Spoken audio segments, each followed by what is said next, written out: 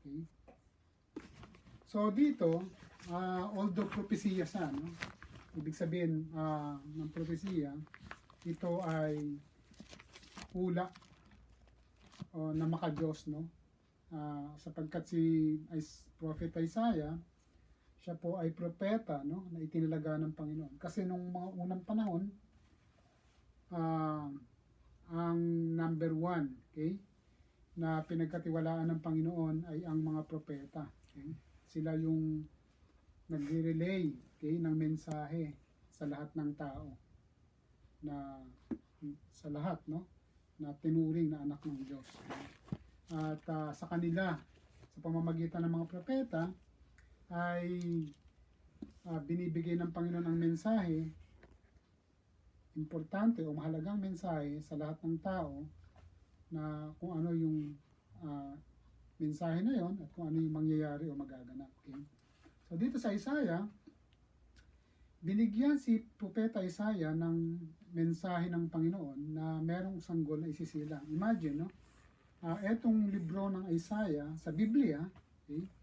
Ito yung ay isinulat halos ilang daang taon bago ipinanganak ang Panginoong Yesus. Okay? So, nung pinanganak ang Panginoon doon sa Bethlehem, nagkaroon ng katuparan tong propesiya, okay? O hula, o mensahe na ibinigay kay Isaiah.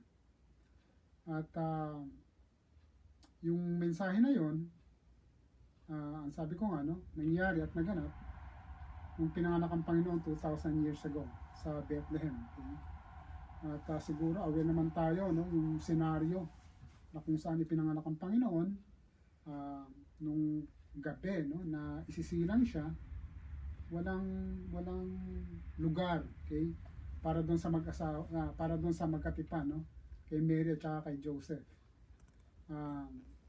Kahit na saang lugar, no, sa mga hotel, okay, sa mga paupahan, wala silang makita, no, na bakante. Kaya ang nangyari, ang Panginoon ay ipinanganak doon sa sabsaban, okay?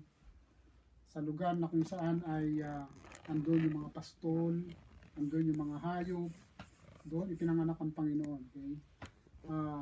Nandoon yung, kung makikita ninyo, no, nandoon yung kapakumbabaan, okay, na ipinakita, no, in-exemplify ng Diyos, na kung saan siya ang lumikha ng lahat, okay, sa mundo, lahat sa buong kalawakan, mundo, no, at lahat ng mga nilalang, no, siya ang lumikha, and yet, okay, doon isinilang ang Panginoon sa lugar na kung saan andoon yung mga hayop, okay, andoon yung mga pastol, sapagkat wala na silang lugar na pwedeng masilungan, okay. So doon yung pagpapakumbaba, okay, na ibinigay o na ipinakita ng Diyos, okay, sa sansinukob sa lahat. Subalit sa propesiya na Isaiah, no, sabi rito, and the government will be on his shoulders, okay. Ang pamamahala ay nasa kanyang balikat. So paano ba nangyari yon? Okay, kung aware tayo, no, sa movie na Jesus, okay, The Life of Jesus, ipinakita ron, no, o hango naman yun sa Biblia, kung paanong dinala sa pamamagitan ng balikat ng Panginoon yung pamamahala, okay, doon sa mga tao na kanyang napili o kanyang pinili, no, bilang mga disipulo, at sa mga tao na sumusunod sa kanya. At ang sabi ni Isaiah rito, he will be called Wonderful Counselor, okay. Usually, no, etong Wonderful Counselor na to, i-divide ito ng ilang mga pastor, no, ng ilang mga preachers. Sinasabing siya ay wonderful and counselor. But dito, in my understanding, no, ginawa isang adjective lang to, no, patungkol sa Panginoon, which is Wonderful Counselor, okay. Bakit Wonderful Counselor? Okay. Sa atin, usually kapag may kabigatan, no, tayo, ang unang-una nating hinihinga ng bigat, no, ng pakiramdam natin, o hinihingahan, ay yung trusted person natin. Okay? Yung tao na kung saan mataas o malakas ang ating pagtitiwala. So doon natin hinihinga, no, yung kabigatan. But dito, in-emphasize dito na Isaiah that Jesus, the Son who is going to be born to us, a Son who is going to be given to us, He is a wonderful counselor. Okay? Siya ay ang kamangha-manghang counselor, no, o tagapagbigay, no, ng counsel, no, ng advice. So it's none other than Jesus, wonderful counselor. Bakit nangyari yon? Kung minsan, no, kapag tayo ay sobrang bigat ng ating mga dinadala at wala na tayong mahingahan, no, ng kabigatan, the only option that we can think and that we can talk to ay none other than ang Panginoon. Okay? Ang Panginoong Yesus, no? Sapagkat yung iba ginagawa siyang huling opsyon, no? But then yung iba ginagawa siyang unang option lagi. Okay? Knowing the fact that Jesus is that wonderful counselor, no? Wala tayong dahilan upang hindi lumapit sa kanya. Sapagkat anytime, no, every time na meron tayong suliranin, kabigatan sa buhay, okay? We have to believe, we have to trust, and we should be more confident na meron tayong Diyos na handang makinig sa atin. Okay? May Diyos tayo na handang makinig at magbigay ng katugunan patungkol sa ating mga dinadala. Kaya nga sinabi nitong He is a wonderful counselor. Well, nung nabubuhay pa ang Panginoon, no, when Jesus walked the earth 2,000 years ago, pinakita niya to, no, yung pagiging wonderful counselor. Okay? Nung ang mga tao sumusunod sa kanya, He did miracles after miracles. Okay? Yung mga tao na wala nang opsyon, okay? Wala nang magawa patungkol sa kagalingan ng karamdaman na kanilang dinadala, ang Panginoon, no, ang naging huling opsyon nila at gumaling sila, no? Kung babalikan ninyo, no, kung babalikan natin yung mga miracle na ginawa niya, yung bulag, no, na kung saan ay nandun lagi sa tabi ng pool, okay? At naghihintay na ang anghel ay itouch ang tubig sa pool. At nang sa ganon, kung sinong mauna, no, na makahawak man lang sa tubig ng pool na yon, ay magkakaroon ng kagalingan. Unfortunately, yung isang may sakit na yon, no, sa tuwing hihipuin ng anghel, okay, yung tubig, lagi siyang nauunahan. Okay? And he was cured by Jesus, no, dahil wala na siyang pag-asa. Yung disabled person na yon. So, sa mga panahon, no, na parang wala na, hopeless na, ang Panginoon lagi, no, ang tinuturing na pag-asa. Kahit na sa panahon natin ngayon, no, maraming mga doktor ang nagsasabi, doktor na mismo, no, na sila ay, ang mga doktor, no, they believe in science, okay? They believe in experience. But then kapag nakikita na nila ng kanilang pasyente ay parang wala ng pag-asa, ipinapasa Diyos na lang nila, okay? They do believe that God is going to do miracles, no, sa mga pasyente nila na wala ng pag-asa. Sasabihin nila na milagro, no, ng Panginoon Diyos ang makakapagpagaling sa Kanya. Well, ganoon naman lagi, no, sa mga bagay na hindi natin hawak, sa mga bagay na it's beyond, okay, our control, laging ang Panginoon ang may control sa mga bagay na ganoon. So, yung mga bagay na parang imposible nang mangyari, no, na parang wala na, okay, laging nandoon lagi ang Panginoon sa mga bagay na yun. That's why He is a wonderful counselor. Okay. Naalala ko tuloy si Lourdes, no, umiiyak, no, before mabigyan ng visa. Laging namang problema. And kami naman, no, pinagpipray namin, no, na magka-visa ka. na gumawa ng paraan ng Panginoon, no? And Kaya answered andito ako prayer, ng pastor mo. answered prayer, nabigyan ka nga ng visa. And of course, hindi natatapos doon ang panalangin, no? As time goes by, we will pray again to renew your visa, okay? And yun yung mga miracle, no, na ginagawa ng Panginoon na beyond our control, okay? Na andun lagi ang Panginoon na nagiging pag-asa natin, okay? That's why sabi rito, tamang sinabi ni Isaiah na yung a child that is going to be born for us, a child that is going to be given to us, okay? He is a wonderful counselor, okay? Siya lagi yung handang makinig, siya lagi yung handang tumugon o sumagot sa mga katanungan na hindi natin kayang sagutin, sapagkat maraming mga katanungan, no, na lagpas doon sa kakayahan natin, lagpas doon sa karunungan at kaalaman natin. Kaya nga nung si Lourdes, no, she was asking, no, she was telling about the situation, no. Wala naman kami ibang maisagot doon kundi pag-pray natin at siguro magiging positive din yan, no? Pagkat hindi rin natin alam, we cannot control the minds of the immigration officers. Hindi tayo pwedeng magalit sa kanila kung ano may magiging desisyon nila, kaya ipagpasa Diyos na lang. Sapagkat we believe, no, that Jesus is a wonderful counselor, okay? Handang makinig, no? Pagkat alam naman niya ang pangangailangan natin at alam naman niya yung intention natin, yung purpose natin, and the reason why we are praying for a miracle to happen, sa mga bagay na hindi natin kontrolado, okay? Hindi lamang yun, no? It's not just that He is a wonderful counselor, He is also our mighty God, okay? Diyos na makapangyarihan, okay?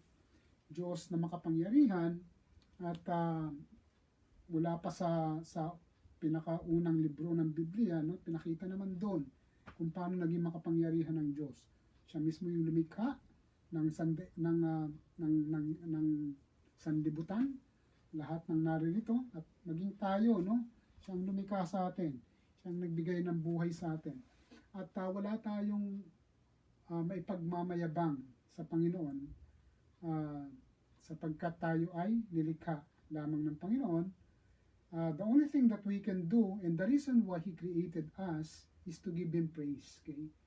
Lagi nating tatandaan yon. The reason why we are existing, the reason why we are here on earth, is because we have to give glory and praise to God, okay? Yun naman yun, no? Yung ipakita natin sa Kanya na tayo ay nilikha niya, na tayo ay mga anak niya, na dapat lamang magbigay ng papuri, na dapat lamang magbigay ng pagsamba sa Kanya, sapagkat tayo ay nilikha lamang ng Panginoon at tayo ay Kanyang mga anak, okay? So He is our mighty God, no? Wala nang ibang Diyos. Kung may magsabi sa inyo na mayroong Diyos na ganito, huwag kayong maniniwala doon, sapagkat ang Diyos na ating sinasamba sa ay Diyos na makapangyarihan, siyang lumikha ng lahat, at siya ay nagkatawang tao, okay, upang tayo ay magkaroon ng kaligtasan, okay? Ang sabi nga sa John 3:16, no, for God so loved the world that He gave His only begotten Son, that whosoever believes on Him shall not perish but have an everlasting life, okay? So sino bang magkakaroon ng everlasting life, ng buhay na walang hanggan? For those who believe in Jesus Christ. So yun lang yun. So kapag ka ba hindi tayo naniwala sa Panginoong Hesus, magkakaroon ba tayo ng buhay na walang hanggan? Well, siyempre hindi, okay? Sapagkat sinabi sa Biblia, malinaw doon na ang mga naniwala at nanampalataya lang sa Diyos anak na si Kristo Jesus, sila lamang ang magkakaroon ng buhay na walang hanggan, okay? For all who believe in Him shall not perish but have everlasting life, okay? Doon lang sa Panginoong Hesus. At kung babasahin natin yung buong libro ng John, no, ito ay pumapatungkol doon sa kaligtasan sa pamamagitan ng Panginoong Hesus, okay? Bugtong na anak ng Diyos na nagkatawang tao. So, He is our mighty God. Bakit mighty God? Sapagkat He has that capacity to save us, okay, spiritually. At alam naman natin, no, kahit nasa pilosopiyang Griego, ang tao ay composed ng dalawang entities, okay? Ito yung physical at yung spiritual na hindi natin nakikita. Pero the reason why I'm moving, the reason why, I'm able to eat, I'm able to breathe in, breathe out, is because there is a spirit that God created in me that gives life to this physical body. Okay? Kung wala yung spirit na yon, hindi ako makakamove ng ganito. Kaya nga, yung kapag nawala na ng buhay ang isang tao, wala na siya, parang na siyang kahoy na lang, no? Para siyang lupa, hindi na siya kumikilos. Okay? Parang na siyang tuod. Sapagkat the spirit that gives him life has departed him. Okay? Humiwalay na sa kanya. Merong isang laboratorio, no, sa Arizona, merong isang babae na nagbigay nung nabubuhay pa siya, may sakit siya na cancer. Okay? And so, may taning na yung buhay niya. Okay? Ang nangyari, ang gusto niyang mangyari in the future, kapag naging perfect na, no, yung invention ng laboratorio na yon, ay bigyan siya ulit ng buhay sa hinaharap. Okay? So dumating yung time, no, na dumating na yung taning niya, namatay na siya. Babae yan, ha. So inoffer niya yung katawan niya doon sa laboratorio na wag i-cremate, but then i-preserve. Okay? So preserve siya using many chemicals, okay? Binabad siya, and all other things, no. Sapagkat umaasa siya na in the future, kapag perfecto na nga, no, yung invention nila ay tuturukan siya. I don't know what they are going to do, but then mabubuhay siyang muli. But then, that is absurd. I mean, absurd, yun ay kalokohan, isang malaking kalokohan. Sapagkat those people, those scientists sa laboratory na yun, they just believe in physical body, nothing else, no more, no less. They don't believe in spirit. And they are not aware, I don't know if they are aware, no, that it's the spirit that is giving this physical body its life. Okay? So nakalimutan nila yon. Once the spirit has departed from the body, from the physical body like this, wala nang pag-asa. Kaya napaka-imposible yung gagawin nila na mabubuhay siyang muli by physical only, no? So hindi mangyayari yun. That's impossible.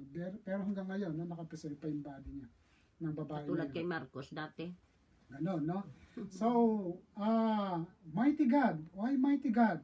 Kasi, ang Panginoon lang mismo ang may kakayahan na ibalik tayong muli sa pagiging buhay, okay? Like what Jesus did, no, kay Lazarus, okay? Nung si Lazarus ay namatay, at of course, umiyak yung kanyang mga kapatid, si Mary and Martha, and parang may sinisipan nila ang Panginoong Yesus. Sabi nila, Panginoon, kung nandito lang kayo nung namatay yung kapatid namin, sana hindi siya namatay. Okay? And siguro, they just didn't know, no, that Jesus had business during that time. Perhaps, far away, no, Jesus was doing miracles after miracles. And so, Lazarus died, and he was buried 4 days. So, kapag ang tao namatay, no, isang araw lang, 24 hours, iba na yung amoy nun. Lalo na kapag noong panahon na yun, hindi naman inimbalsa mo. No? Ngayon lang naman ang imbalsa mo yan. Nilalagyan lang sila ng gamot. Okay? Gamot lang, yung mira. Noon panahon, wala din yan, yung gamot-gamot. Yung mira, na? Nilagyan ng mira. Parang ano yun composed ng natural elements. So, pero hindi pa pwedeng iburo sa kanila ng beyond 24 hours, no? Kasi mangangamit pa rin. So, 24 hours, pwedeng mangamoy na yung katawan ng isang tao. Okay? Kaya nga, sa atin, merong imbalsamo, no? So, kaya he was buried, no? Imagine 4 days, nalibing na si Lazarus bago dumating ang Panginoon. So, ang Panginoon, the shortest verse in the Bible is yung mga pagkakataon na yun, no? When Jesus found out that Lazarus died, Jesus wept. So that's the shortest verse in the Bible. Jesus wept. And so sabi ng Panginoon, tinanong yung magkapatid, nasa na si Lazarus? Doon, nakalibing na, no? 4 days na. So, dalhin niyo ako roon. Sabi nila gano'n, nakalibing na nga 4 days na. Parang imposible na yatang bumangon yun. And so, Jesus went to the tomb. Okay? And some people volunteered, no? To take the stone away, no? At nung sinabi ng Panginoon, Lazarus, lumabas ka. Lumabas nga si Lazarus at buhay. So, He is a mighty God. Okay? Ganon makapangyarihan ng Panginoong Diyos. Hawak niya yung buhay natin. Hawak niya ang lahat-lahat sa atin. Kaya nga wala tayong dapat ipagmalaki. Once, pagmalaki tayo sa Panginoon, okay?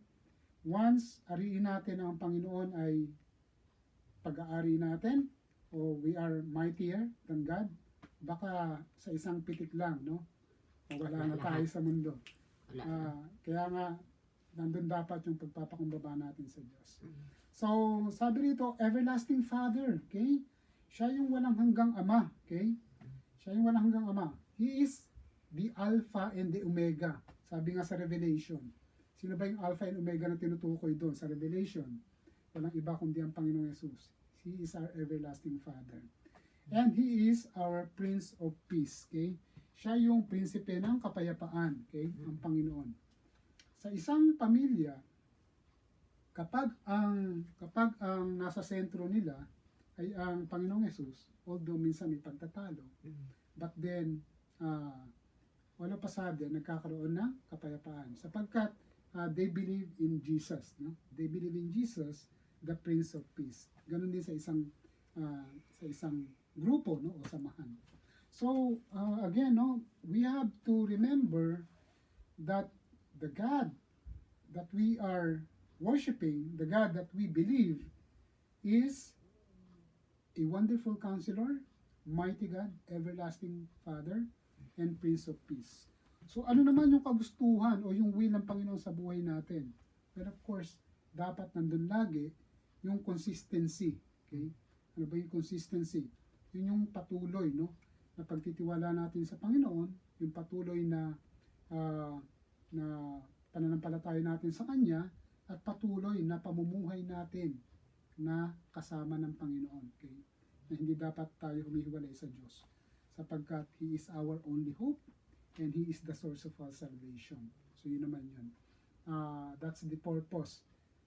That's the reason why Jesus came to us, walk the earth, is to grant us that spiritual salvation. Okay?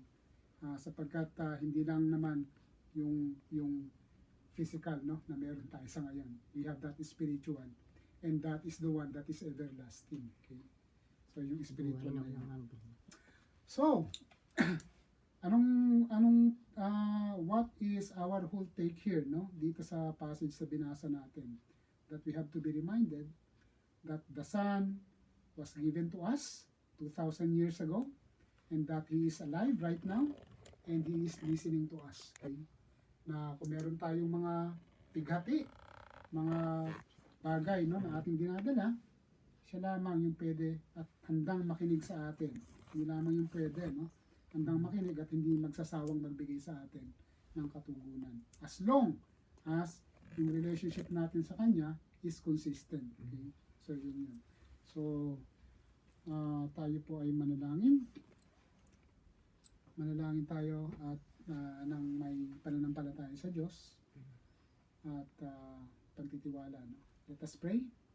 So Lord, thank you so much sa passage na to, that we have been reminded, Panginoon, that you came here on earth, you walked the earth, and you brought us from the filthy lives, Panginoon, and we have that salvation now. So Lord, we glorify your name and we praise your name in the midst of us. At I pray for Emily, Panginoon. I pray for Sister Lourdes. I pray, Panginoon, na ikaw yung mag-guide sa kanila sa mga salita mo na kanilang narinig, Panginoon. At ng bawat isa sa amin, that we have to live spiritually consistent life, Panginoon, na may pagtitiwala, na may paniniwala sa iyo, Panginoon. So Lord, please be with us. Please come into our hearts and forgive us of our sins, Panginoon. And from this day on, Panginoon, ay lagi kang sumaamin, mangusap ka, at every time na kami ay may kabigatan, at kami ay hindi makagawa, Panginoon, ng hindi maganda, Lord, patuloy mo kaming patawarin at bigyan ng kalakasan kung ano man po yung aming kahinaan, Panginoon. But then first, wash away all our sins, Panginoon. Wash away all our iniquities. And as Apostle Paul prayed, Panginoon, ay gawin mo itong as white as snow, Panginoon, na kung saan ay wala kang makikitang dumi sapagkat pinatawad mo na kami. So Lord, maraming salamat po. At ito'y panalangin namin sa pangalan mo, Panginoon Jesus.